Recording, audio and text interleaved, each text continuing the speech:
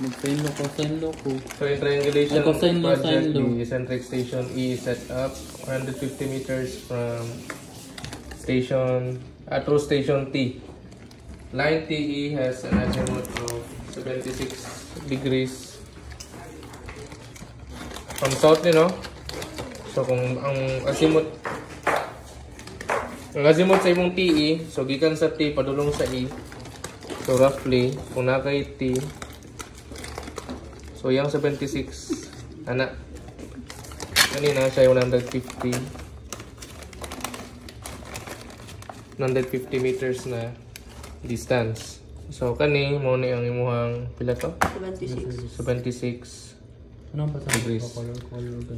Next is from station E, triangulation stations W, X, and Z are observed with angles in a clockwise direction. So clockwise going to right. WEX has a angle to the right 315 degrees. So kung tanaw na to sa atong given, sa atong figure, wala pa tayo pwede mabutang. Angle XET, so 126 degrees. So sa angle XET, pwede tayo maka-generate og XET kay naman tayo ET. So 126 degrees. So ang yang style na mo nimo ana iyang gawas, di ba?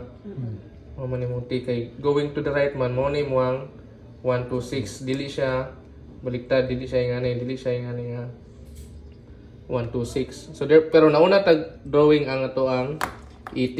So ang buhaton nato na pabalik ato ang 126. So padulong dito ang atong 126 degree. Kung kani 90, ana 90. So kapin ng gamay. Asa 90? So mo na to ang kani di ba 90 degrees na? Imagination lang ba? 90. So 126 man to. So sobra lang gamay. So mo ni mo. Ano niya ba dot? Maragana na kay imaginary plane na 90 degrees. 90 ano. Next, yung reference na line. natay angle WEZ. Wala man tay WE, wala po tay EZ. Pero natay WEX. So sa WEX na siya 315 degrees. So ibig sabihin ang imuhang angle kay WEX na kay W na kay E 315 degrees. So puyok siya. Pero ang nauna na to drawing is ang X. So baliktad na to. So counterclockwise ang pag-drawing na to sa to ang drawing kay nauna man ang EX pagka-drawing. So kani 90, diri 180, diri kay 270. So roughly na diri mo 315. So this is your W. So drawing na lang nato tong angle. So kanina maghimong reference, no? Kanina ginahimong reference there. So now na yung 315 degrees.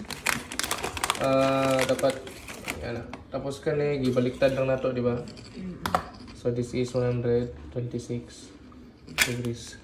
So pwede na tayo makakuha sa ato ang WEZ, which is equivalent to 98 degrees. So roughly 90 man eh. So imuang Z na diri. So angle to the right naman atong pagkuhaan eh. Ay clockwise. So this is 98 degrees. Karon kuha na to ang azimuth sa to ang EX o ang ato ang pwede rang EX day o EW, no? Kailangan na to ang azimuth sa to ang EX o azimuth sa to ang EW. Pero before na to na makuha, kuha sa na tong angle sa to ang azimuth sa to ang ET. Mo tong ilabay na to padulong sa to ang EX. So ang TE na to 76. So ang back azimuth ana less than man ni 180. So plus lang kag 180. Okay? So kani 76 bali gikan sa south padulong diri ana mo na imuhang ay pula daw to ro. Ay pula na to. So na ansa sa experience no kanang Kani, di ba, from TE, 76 degrees.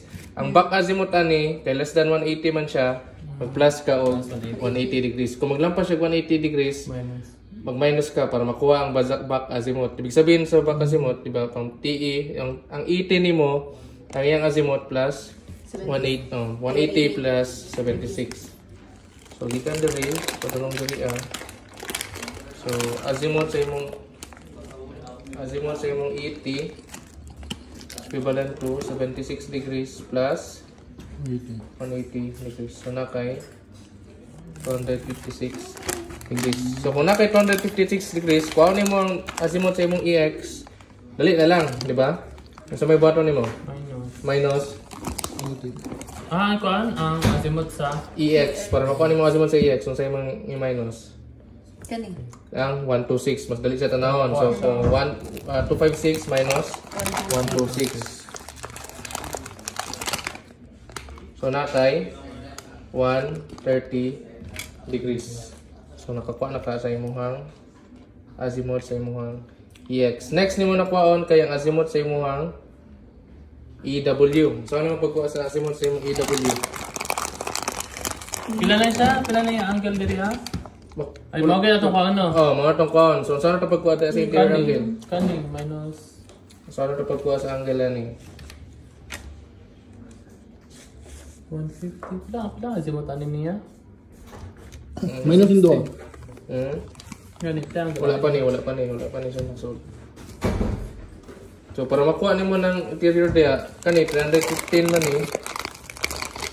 315 degrees, di ba? Ang kabuuan na ni 360. So kani siya 360 minus 315 Kani na angle. Okay. Tama ni ang 15. Oh, mo ni 315. Kani ko. So ang mabiling diri katong sobra sa 360.